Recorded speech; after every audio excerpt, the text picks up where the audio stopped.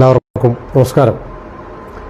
ഇപ്പോൾ കഴിഞ്ഞ ഏതാനും ദിവസങ്ങളായി കേരളത്തിൽ വലിയ സമരം എന്ന വ്യാജേന കുറേ അക്രമങ്ങളും ഗുണ്ടായിസവും ഒക്കെ കാണിച്ചു കൊണ്ടിരിക്കുകയാണ് കമ്മ്യൂണിസ്റ്റ് പാർട്ടിയുടെ വിദ്യാർത്ഥി വിഭാഗവും യുവജന വിഭാഗവും. ആ ചെറുപ്പക്കാരും കുട്ടികളും കേരളം മുഴുവൻ അവരെ ഇറക്കി വിട്ട് ഈ അക്രമങ്ങളും കോലാഹലങ്ങളും ഗോഗ്വാവിളികളും നടത്തുന്നത് സത്യത്തിൽ എന്തെങ്കിലും ഒരു ലക്ഷ്യം നേടിയെടുക്കാൻ വേണ്ടിയിട്ടല്ല, രണ്ട് നാണക്കേട് മറയ്ക്കാൻ വേണ്ടിയിട്ടാണ്. ഏതാണ് ഈ രണ്ട് നാണക്കേടെന്ന് വെച്ചാൽ, ആദ്യത്തേത് തിരുവനന്തപുരത്ത് സെനറ്റ് ഹാളിൽ നടന്ന പുസ്തക പ്രകാശനവുമായി ബന്ധപ്പെട്ട നാണക്കേട്. എന്താണ് അതിൽ നാണക്കേടെന്ന് വെച്ചാൽ, അവിടെ ഈ പരിപാടി നടത്തുന്നത് ആരാണെന്ന് അറിയാതെയാണ് ഈ കമ്മ്യൂണിസ്റ്റ് കുഞ്ഞുങ്ങളും ഈ സിൻഡിക്കേറ്റ് അംഗവുമൊക്കെ അവിടെ വെല്ലുവിളി നടത്തിയത്. അവർക്ക് മനസ്സിലായില്ല, ആരോ ചില ആൾക്കാർ വന്ന് അവിടെ പരിപാടി നടത്തുന്നു, അത് ഞങ്ങളുടെ അനുവാദം ഇല്ലാതെ നടത്താൻ പറ്റില്ലല്ലോ എന്ന് പറഞ്ഞാൽ പേടിച്ചോടുന്ന വിഭാഗമാണ് ഈ പരിപാടി നടത്താൻ വന്നത് എന്ന് തെറ്റിദ്ധരിച്ചിട്ടാണ് ആദ്യം ഈ പറയുന്ന രജിസ്ട്രാറും അദ്ദേഹം വിളിച്ചു വരുത്തിയ SFI കുഞ്ഞുങ്ങളും ഒക്കെ ബഹളം കൂട്ടാൻ കാരണം. ആരോ ചില കളവന്മാരോ പ്രായമായ ആൾക്കാർ വന്നിട്ട് പരിപാടി നടത്തി പോകുമെന്നാണ് വിചാരിച്ചത്. അവർക്ക് മനസ്സിലായില്ല ഈ മറുപക്ഷത്ത് അഥവാ ഈ പരിപാടി നടത്തുന്ന ആൾക്കാർ ആരാണെന്ന് പിന്നീടാണ് അവർക്ക് മനസ്സിലായത്. ഭാരതമാതാവിൻ്റെ ഫോട്ടോ വെച്ചപ്പോഴാണ് അവർക്ക് മനസ്സിലായത് ഇത് അവർ വിചാരിക്കുന്ന പോലെ പേടിപ്പിച്ച് ഓടിക്കാൻ പറ്റുന്ന ഒരു കൂട്ടരല്ല എന്ന്. പക്ഷേ അതിന് മുന്നേ തന്നെ രണ്ട് കൂട്ടരും വെല്ലുവിളി നടത്തി കഴിഞ്ഞിരുന്നു. SFIക്കാരും അവരുടെ കുട്ടി നേതാക്കന്മാരും എല്ലാം വിളിച്ചു പറഞ്ഞു, എന്ത് കാര്യം വേണമെങ്കിലും അവർ ചെയ്തു കൊട്ടെ, പക്ഷേ ക്യാമ്പസിന് പുറത്ത്, ഞങ്ങൾ ഈ യൂണിവേഴ്സിറ്റിക്ക് പുറത്ത് തെരുവിൽ എന്ത് വേണമെങ്കിലും ചെയ്തോട്ടെ, സെനറ്റ് ഹാളിൽ പരിപാടി എങ്ങനെ നടത്തണം, ആര് പറയുന്നത് പോലെ നടത്തണം എന്ന് ഞങ്ങൾ തീരുമാനിക്കും. ഞങ്ങളാണല്ലോ യൂണിവേഴ്സിറ്റി ഭരിക്കുന്നത്. അതുകൊണ്ട് സെനറ്റ് ഹാളിൽ, കേരള യൂണിവേഴ്സിറ്റിയുടെ സെനറ്റ് ഹാളിൽ ഒരു പരിപാടി നടത്തണമെങ്കിൽ ആര് നടത്തണമെങ്കിലും അത് കമ്മ്യൂണിസ്റ്റുകാർ പറയുന്നത് പോലെ നടത്താൻ അനുവദിക്കൂ എന്ന അഹങ്കാരവും വിവരക്കേടും മനസ്സിൽ വെച്ചുകൊണ്ടായിരുന്നു ആ പിള്ളേർ വെല്ലുവിളിച്ചത്. അത് കേട്ട് ചാടിപ്പുറപ്പെട്ട് സിൻഡിക്കേറ്റ് അംഗം, അവരുടെ നേതാവ് ഒരു ഷിജു ഖാനോ മറ്റോ നേതാവ് വന്നിട്ട് അദ്ദേഹവും ചാനലുകളുടെ മുമ്പിൽ നിന്നിട്ട് വെല്ലുവിളി നടത്തുന്നത് നമ്മൾ ലൈവായിട്ട് കണ്ടതാണ്. എന്ത് വേണമെങ്കിലും അവർ, എത്ര നിസ്സാരമായിട്ടാണ് പറയുന്നത്, എന്ത് വേണമെങ്കിലും അവർ നടത്തിക്കോട്ടെ, അതൊന്നും ഞങ്ങൾക്ക് പ്രശ്നമല്ല. പക്ഷേ യൂണിവേഴ്സിറ്റിക്ക് പുറത്ത് അവർക്ക് പെരുവഴിയിൽ എന്ത് വേണമെങ്കിലും നടത്താൻ വന്ന ആൾക്കാർക്ക് പെരുവഴിയിൽ എന്ത് വേണമെങ്കിലും നടത്താം. പക്ഷേ ഈ യൂണിവേഴ്സിറ്റിക്കുള്ളിൽ എന്ത് നടത്തണമെന്ന് ഞങ്ങൾ തീരുമാനിക്കും. ഞങ്ങൾ പറയുന്നതിനപ്പുറം ആർക്കും ഒന്നും ചെയ്യാൻ പറ്റത്തില്ല. അവർ ചുണയുണ്ടോ നടത്തി നോക്കട്ടെ എന്നൊക്കെ പറഞ്ഞെങ്കിലും ഈ പാവങ്ങളും വിഡ്ഢികളും മനസ്സിലാക്കിയില്ല എന്ത് വില കൊടുത്ത് ഇത് നടത്താൻ കഴിയുന്ന കരുത്തുള്ള ഒരു പ്രസ്ഥാനത്തിൻ്റെ ആൾക്കാരാണ് അകത്തിരിക്കുന്നത് എന്ന് മനസ്സിലാക്കാതെ, അകത്തുള്ളവരുടെ ബലം മനസ്സിലാക്കാതെ പുറത്ത് കടന്ന് ഗോഗ്വ വിളിച്ചതിൻ്റെ അവരിങ്ങനെ വെല്ലുവിളിച്ചു. ഗവർണർ വരുന്ന പ്രശ്നമില്ല, ഗവർണറെ വന്നാൽ ഞങ്ങൾ തടഞ്ഞ് തിരിച്ചു ഓടിക്കും, പരിപാടി നടത്താൻ ഒരു കാരണവശാലും സമ്മതിക്കില്ല എന്ന് പറഞ്ഞുകൊണ്ടിരിക്കെ ഗവർണർ വരികയും പരിപാടി നടത്തുകയും ഭാരതമാതാവിന് പുഷ്പാർച്ചന നടത്തുകയും ഒക്കെ ചെയ്ത് പുസ്തക പ്രകാശനവും നടത്തി ഗംഭീരമായി പ്രസംഗിച്ച് പോവുകയും ചെയ്തു. ഇതിൽ പരം നാണക്കേട് കമ്മ്യൂണിസ്റ്റുകാർക്കുണ്ടോ? അവരുടെ കയ്യിലിരിക്കുന്ന ഭരണം. പക്ഷേ ആ നാണക്കേടുണ്ടാകാൻ ഭരണമൊക്കെ ഉണ്ടെന്ന് പറഞ്ഞിട്ട് കാര്യമില്ല. നിയമപരമായിട്ടല്ലേ എന്തെങ്കിലും ചെയ്യാൻ പറ്റും. കോടതിയിൽ കൊണ്ട് കേസ് കൊടുത്തിട്ടും പിൻവലിച്ചുകൊണ്ട് ഓടി. കാരണം എന്താണ്? അവർ പറയുന്ന ഒന്നും നിലനിൽക്കുന്ന ന്യായമായിരുന്നില്ല. ആദ്യത്തെ കാര്യം എന്തായിരുന്നു? സ്വകാര്യ പരിപാടിയിൽ ഫോട്ടോ വെക്കണോ വേണ്ടയോ, ആരുടെ ഫോട്ടോ വെക്കണം എന്നൊക്കെയുള്ളത് ആ പരിപാടി നടത്തുന്നവരാണ് തീരുമാനിക്കുന്നത്. യൂണിവേഴ്സിറ്റിയുടെ ഔദ്യോഗിക പരിപാടിയാണെങ്കിൽ ഞങ്ങൾ പറഞ്ഞ് സമ്മതിച്ചില്ലെങ്കിൽ വെക്കാൻ പറ്റില്ലെന്ന് പറയാം. യൂണിവേഴ്സിറ്റിയുടെ ഔദ്യോഗിക പരിപാടിയിൽ ആ സെനറ്റ് ഹാളിൽ നടത്തുകയും അവിടെ അവർക്ക് ഇഷ്ടമില്ലാത്ത ഭാരതമാതാവിനെ അവതരിപ്പിക്കുകയും ചെയ്താൽ, കമ്മ്യൂണിസ്റ്റുകാർക്ക് സഹിക്കാൻ കഴിയാത്ത ഭാരതമാതാവിനെ അവതരിപ്പിക്കുകയും ചെയ്താൽ, സത്യമാണ് അവർ പറയുന്നത് ശരിയാണ്, അവർക്കൊരിക്കലും താങ്ങാൻ കഴിയുന്നതല്ല അമ്മ എന്ന സങ്കല്പവും ഭാരതമാതാവ് എന്ന സങ്കല്പവും. അതുകൊണ്ട് യൂണിവേഴ്സിറ്റിയിൽ നടത്താൻ പറ്റില്ല. ഇത് യൂണിവേഴ്സിറ്റിയുടെ പ്രോഗ്രാം അല്ല, ഇത് മറ്റുള്ള ഒരു പ്രൈവറ്റ് പ്രോഗ്രാം.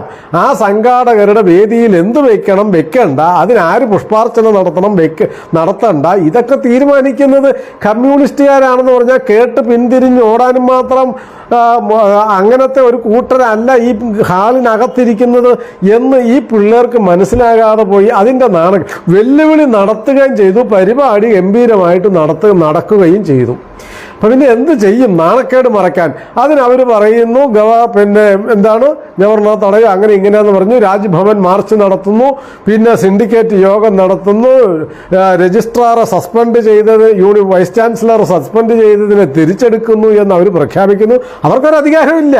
സിൻഡിക്കേറ്റിന് അങ്ങനെ തീരുമാനിക്കാൻ വൈസ് ചാൻസലർ അധ്യക്ഷതയിൽ ഇരിക്കുന്ന ഒരു യോഗത്തിൽ വെച്ചല്ലാതെ അവർക്ക് അങ്ങനെ തീരുമാനിക്കാൻ ഒരു അധികാരവുമില്ല, യോഗ്യതയുമില്ല. പക്ഷെ നാണക്കേട് മറയ്ക്കാൻ അവർ പറയുന്നു ഞങ്ങൾ സിൻഡിക്കേറ്റ് കൂടി തീരുമാനിച്ചു രജിസ്ട്രാറെ തിരിച്ചെടുക്കാൻ. കുറച്ച് കഴിഞ്ഞ് പറയുന്നു അത് പറ്റില്ല എന്ന് പറയുന്നു. ഇങ്ങനെ കോടതി പോയിട്ട് പറയുന്നു. എല്ലാ നാണക്കേടും മറയ്ക്കാൻ ഈ ലോകം മുഴുവൻ കണ്ടു ഈ പറയുന്ന സിൻഡിക്കേറ്റ് അംഗത്തിന്റെ വെല്ലുവിളിയും അവിടെ കിടന്ന് ഗോഗ്വ വിളിച്ച പിള്ളേരുടെ അലാമുറയും എല്ലാം കേട്ടിട്ട് ഇപ്പുറത്ത് സുഖകരമായി പരിപാടി നടത്തി RSSകാർ പോയി. ഈ നാണക്കേട് മറയ്ക്കാൻ വേണ്ടിയാണ് അവർ കേരളം മുഴുവൻ ഈ കോലാഹലം ഉണ്ടാക്കി ഗവർണറുടെ പിന്നാലെ ഈ കൊമ്പനാന പോകുമ്പോൾ അതിൻ്റെ പിന്നാലെ തെരുവ് നായ്ക്കൾ കുരച്ചടുക്കുന്നത് പോലെ ഇവർ പോകുവാൻ ഈ ബഹളം കൂട്ടി പിന്നാലെ പോകുവാൻ കാരണം അതാണ്. മറ്റൊരു നാണക്കേട് കേരളത്തിലെ ആരോഗ്യരംഗം ലോകത്തിന് മുഴുവൻ മാതൃകയാണെന്നാണല്ലോ കഴിഞ്ഞ കുറേ വർഷങ്ങളായിട്ട് പറയുന്നത്. അമേരിക്കയിൽ നിന്ന് വിളിക്കുന്നു, കാനഡയിൽ നിന്ന് വിളിക്കുന്നു, ഇംഗ്ലണ്ടിൽ നിന്ന് വിളിക്കുന്നു. ഈ കേരളത്തിൻ്റെ ഒരു ആശുപത്രിയിൽ വന്ന് കിടക്കാൻ കൊതിയാവുന്നു കോടീശ്വരന്മാർക്കെന്ന് പിണറായി വിജയൻ പറയുന്നു. ഇങ്ങനെയെല്ലാം പറഞ്ഞ് അങ്ങനെ ആകാശത്ത് കൊമ്പത്ത് നിർത്തുമ്പോൾ ഇതേ കിടക്കുന്നു. മെഡിക്കൽ കോളേജിൻ്റെ ഒരു കെട്ടിടം ഇടിഞ്ഞു വീണ് ഒരു സ്ത്രീ മരിക്കുന്നു. ആ കെട്ടിടം പൂട്ടിയിട്ടതാണെന്ന് പറഞ്ഞു. എന്നാൽ പിന്നെ നന്നാക്കാത്തത് എന്താണെന്ന് ചോദിക്കുന്നില്ല. ഉടനെ വേറൊരു മന്ത്രി പറയുന്നു പ്രൈവറ്റ് ആശുപത്രിയിൽ പോയത് കൊണ്ടാണ് എൻ്റെ ജീവൻ രക്ഷപ്പെടുത്താൻ കഴിഞ്ഞതെന്ന് പറയുന്നു. വേറൊരു മന്ത്രി പറയുന്നു അങ്ങനെയല്ല, ഗവൺമെൻറ് ആശുപത്രി പോയത് കൊണ്ടാണ് എൻ്റെ ജീവൻ രക്ഷപ്പെടുത്താൻ കഴിഞ്ഞത് എന്ന് പറയുന്നു. ഇങ്ങനെ ഇവർ പ്രൈവറ്റ് ആശുപത്രിയാണോ ഗവൺമെൻറ് ആശുപത്രിയാണോ നല്ലത് എന്ന് ചോദിക്കുന്നു. പിണറായി വിജയൻ പറയുന്നു കോടീശ്വരന്മാർക്ക് മുഴുവൻ കൊതിയാണ്, കേരളത്തിലെ ആശുപത്രിയിൽ ചികിത്സ നേടാൻ കൊതിയായിരിക്കുന്നു എന്ന് പറഞ്ഞിട്ട് അദ്ദേഹം ബൂർഷ്വാ രാജ്യമായ അമേരിക്കയിലേക്ക് ചികിത്സയ്ക്ക് പോകുന്നു. ഇതിനിടയിൽ ഈ മെഡിക്കൽ കോളേജും ഈ ആരോഗ്യരംഗം ഇടിഞ്ഞു വീണു, മെഡിക്കൽ കോളേജ് കെട്ടിടം ഇടിഞ്ഞു വീണു എന്ന് പറഞ്ഞെന്നാൽ കേരളത്തിലെ ആരോഗ്യരംഗം ഇടിഞ്ഞു വീണ് നാണക്കേട് അത് താങ്ങാൻ കഴിയാതെ ആരോഗ്യമന്ത്രി നെഞ്ചു പൊട്ടുന്നു, ആശുപത്രിയിൽ പോകുന്നു. അങ്ങനെയുള്ള കമ്മ്യൂണിസ്റ്റുകാർക്കൊക്കെ കേസ് വന്നാൽ അവർക്ക് നേരിടാൻ കഴിയാത്തൊരു ഇഷ്യൂ വന്നാൽ ഉടനെ അവർക്ക് നെഞ്ചുവേദന വരും. നമ്മളിപ്പോൾ ജയരാജനെയൊക്കെ കണ്ടതാണല്ലോ. ഒരു കേസിൻ്റെ പേരിൽ അറസ്റ്റ് ചെയ്യാൻ പോകുമ്പോഴേക്കും നെഞ്ചുവേദന വരുന്നു, പിന്നെ ആംബുലൻസ് വരുന്നു, അലമുറ ഇടുന്നു, ബഹളം കൂട്ടുന്നു, ചാനലുകൾ വരുന്നു. ഇങ്ങനെയെല്ലാം കാട്ടിക്കൂട്ടി കൊപ്പരം കാണിച്ചിട്ട് ഈ ആരോഗ്യരംഗത്തിൻ്റെ ദയനീയ അവസ്ഥ ഒരു ഡോക്ടർ വിളിച്ച് പറയുന്നു മരുന്ന് മേടിക്കാൻ കാശില്ല, ഓപ്പറേഷൻ നടത്താൻ കത്തിയില്ല, കത്രികയില്ല, പഞ്ഞിയില്ല, തുണിയില്ല എന്നെല്ലാം പറഞ്ഞ് ബഹളം കൂട്ടി ഈ പൊക്കി ബലൂൺ പോലെ ഊതി വീർപ്പിച്ച കേരളത്തിൻ്റെ ആരോഗ്യരംഗം മാത്രമല്ല സർവ്വരംഗവും തകർന്നു കിടക്കുമ്പോൾ ഈ നാണക്കേട് എങ്ങനെ മറയ്ക്കും? സർവ്വ ചാനലുകാരും മറ്റ് പത്രക്കാരും എല്ലാം ഇതെടുത്തിട്ട് അലക്കണം. ഈ നാണക്കേട് ചില പത്രക്കാർ പിണറായി വിജയൻ അമേരിക്കയിൽ ചികിത്സയ്ക്ക് പോകുന്നതിനെക്കുറിച്ച് കളിയാക്കുന്നു, ബൂർഷ്വാ നാട്ടിൽ പോകുന്നതിനെക്കുറിച്ച് കളിയാക്കുന്നു. എന്തുകൊണ്ട് ചൈനയിൽ പോകുന്നില്ല എന്ന് ചിലർ ചോദിക്കുന്നു. സോവിയറ്റില്ലെങ്കിലും റഷ്യയിൽ പോകാത്ത എന്താണ് എന്ന് വേറെ ചിലർ ചോദിക്കുന്നു. പിന്നെ കിം ജോൺ ഉങ്ങിൻ്റെ കൊറിയയിൽ പോകാത്ത എന്താണെന്ന് വേറെ ചിലർ ചോദിക്കുന്നു. പിന്നെ നമ്മുടെ ചെഗുവേരയുടെയും ഒക്കെ നാട്ടിൽ പോകാത്തത് എന്താണെന്ന് ഇവിടെയൊക്കെ കമ്മ്യൂണിസ്റ്റ് സ്വർഗരാജ്യങ്ങളിൽ ചികിത്സയ്ക്ക് പോകാതെ 4 നേരവും തെറി വിളിക്കുന്ന അമേരിക്കയിലേക്ക് ഈ കെട്ടും കെട്ടി ഭാണ്ഡവും കെട്ടി ചികിത്സയ്ക്ക് പോകുന്നു മുഖ്യമന്ത്രി എന്നൊക്കെ പറഞ്ഞിട്ട് ഈ കേരളത്തിലെ ഈ നാണം കെട്ട ഏർപ്പാട് മറയ്ക്കാൻ മറ്റൊരു വഴിയുമില്ലാതെ വന്നപ്പോൾ മീശ കുരുക്കാത്ത ഈ പിള്ളേരെ കെട്ടഴിച്ച് വിട്ട് തെരുവിലേക്ക് ഇറക്കി വിട്ട് തെരുവ് നായ്ക്കളെ പോലെ കാണുന്നവരെ മുഴുവൻ ആക്രമിക്കുകയും കടിച്ചു കീറാൻ ശ്രമിക്കുകയും വൈസ് ചാൻസലറെ ഭരണത്തലവനെ വഴിയിൽ തടയുകയും നാട്ടിൽ തടയുകയും എവിടെ പരിപാടിക്ക് പോയാലും അവിടെയെല്ലാം ഗോഗ്വ വിളിക്കുകയും ചെയ്യുന്നത് സത്യത്തിൽ അവർക്കൊന്ന് ഇന്നൊരു പയ്യൻ പറഞ്ഞിരിക്കുന്നു ഞങ്ങൾ ചോര കൊടുത്തുണ്ടാക്കിയതാണ് ഈ തിരുവനന്തപുരം യൂണിവേഴ്സിറ്റി എന്നൊക്കെ പറയുമ്പോൾ സത്യത്തിൽ സഹതാപം തോന്നി. എൻ്റെ പൊന്നു മക്കളെ, നിങ്ങളുടെ നേതാക്കന്മാരോട് ചോദിച്ചു നോക്ക്. കേരള യൂണിവേഴ്സിറ്റി ഉണ്ടാക്കിയത് നിങ്ങൾ എപ്പോഴും തെറി വിളിച്ചു കൊണ്ടിരിക്കുന്ന സർ CP രാമസ്വാമി അയ്യരാണ്. അദ്ദേഹമാണ് കേരള യൂണിവേഴ്സിറ്റി ഉണ്ടാക്കിയത് എന്ന് മാത്രമല്ല ആദ്യത്തെ വൈസ് ചാൻസലർ ആവാൻ വരാൻ പറ്റിയില്ലെങ്കിലും ആൽബർട്ട് ഐൻസ്റ്റീനെ പോയി വിളിക്കുവാനുള്ള ആത്മവിശ്വാസം പ്രകടിപ്പിച്ച സർ CP ആണ് കേരള യൂണിവേഴ്സിറ്റി ഉണ്ടാക്കിയത്. കമ്മ്യൂണിസ്റ്റുകാരത് നശിപ്പിച്ചു എന്നല്ലാതെ വേറെ എന്ത്? കേരളത്തിലെ യൂണിവേഴ്സിറ്റികളെ മുഴുവൻ അരാജകവാദികളുടെയും വ്യഭിചാരികളുടെയും കേന്ദ്രങ്ങളാക്കി അധപ്പതിപ്പിച്ചു എന്നല്ലാതെ ഇവിടെ 24 മണിക്കൂറും തുറന്നിടുന്ന ഹോസ്റ്റൽ വേണമെന്ന് പറഞ്ഞ് കാലടിയിൽ സമരം നടത്തുന്നതൊക്കെ എന്തിനു വേണ്ടിയാ? ഹോസ്റ്റലെന്നും കോളേജെന്നും യൂണിവേഴ്സിറ്റി എന്നും വിദ്യാഭ്യാസം എന്നൊക്കെ പറഞ്ഞെന്നാൽ അതിന് ചില നിബന്ധനകളുണ്ട്. ആ നിബന്ധനകളെല്ലാം എടുത്തു കളഞ്ഞ് അരാജകവാദികൾ കഴിഞ്ഞാടാനുള്ള കേന്ദ്രമാക്കി യൂണിവേഴ്സിറ്റി ക്യാമ്പസിനെയും ഹോസ്റ്റലുകളെയും മാറ്റണം എന്ന് പറഞ്ഞുകൊണ്ട് സമരം നടത്തി ഈ കേരളത്തിലെ എല്ലാ യൂണിവേഴ്സിറ്റികളെയും അധപ്പതിപ്പിച്ചു കൊണ്ടിരിക്കുമ്പോൾ ഞങ്ങളാണ് ഇതുണ്ടാക്കിയത് എന്നൊക്കെ പറയാൻ മാത്രമുള്ള ചങ്കൂറ്റം എന്തൊരു നാണക്കേടാണ്. എല്ലാ രംഗത്ത് രാഷ്ട്രീയ വ്യഭിചാരം നടത്തുന്നു, വിദ്യാഭ്യാസ രംഗത്തെ നശിപ്പിച്ചു കളയുന്നു, അധികാര രംഗത്തെ തകർത്ത് കളയുന്നു, ഭരണരംഗത്തെ ഇല്ലാതെയാക്കുന്നു, സർവ്വരംഗവും മുടിച്ചു കളഞ്ഞിട്ട് ഞങ്ങളാണ് ഇതുണ്ടാക്കിയത് എന്ന് പറയാൻ ഒരു നാണക്കേടും ഇല്ലാതെ, ഒരു നാണവും ഇല്ലാതെ ഇങ്ങനെ വിളിച്ചു കൂവുന്നത് എന്തിനാണ്? ഈ നാണക്കേട് മറയ്ക്കാൻ വേണ്ടിയാണ് കമ്മ്യൂണിസ്റ്റുകാർ ഈ പിള്ളേരെ ഇറക്കി വിട്ട് തെരുവിൽ മുഴുവൻ അക്രമം കാണിക്കുന്നതിൻ്റെ താല്പര്യം എന്താണെന്ന് വെച്ചാൽ, കമ്മ്യൂണിസ്റ്റുകാർക്കുണ്ടായ 2 നാണക്കേട്. ഒന്ന്, ആരോഗ്യരംഗം തകർന്നു വീണതിൻ്റെ നാണക്കേട് മറയ്ക്കാൻ. 2, കേരള യൂണിവേഴ്സിറ്റിയിൽ നടത്തിയ വെല്ലുവിളി നടത്തിക്കൊണ്ടിരിക്കെ ആമ്പിള്ളേർ പരിപാടി നടത്തി കടന്നുപോയത് കണ്ട് സഹിക്കവയ്യാത്ത ആ നാണക്കേട് മറയ്ക്കാൻ. ഈ 2 നാണക്കേടും മറയ്ക്കാൻ പുതിയ പുഷ്പന്മാരെ ഉണ്ടാക്കുകയും പുതിയ രക്തസാക്ഷികളെ ഉണ്ടാക്കി കുഞ്ഞുങ്ങളെ നിങ്ങളുടെ ജീവിതം പാഴാക്കാൻ വേണ്ടി നിങ്ങളുടെ നേതാക്കന്മാർ നിങ്ങളെ ഇറക്കി വിട്ടതാണെന്ന് തിരിച്ചറിയണം. ദയവായി നിങ്ങൾക്കൊക്കെ അച്ഛനമ്മമാരുണ്ടെന്നാണ് വിചാരിക്കുന്നത്.